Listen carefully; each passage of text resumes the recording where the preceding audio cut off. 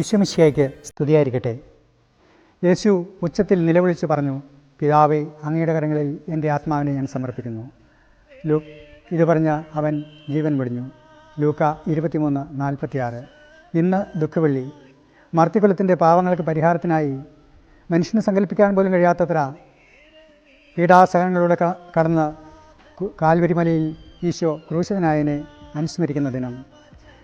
ക്രിസ്തുവിൻ്റെ രക്ഷാകരചരിത്രത്തോട് സഹകരിക്കുന്ന ഓരോരുത്തരുടെയും ജീവിതത്തിലും ഈ സഹനങ്ങളുടെ പാത നമുക്ക് കാണുവാൻ കഴിയും.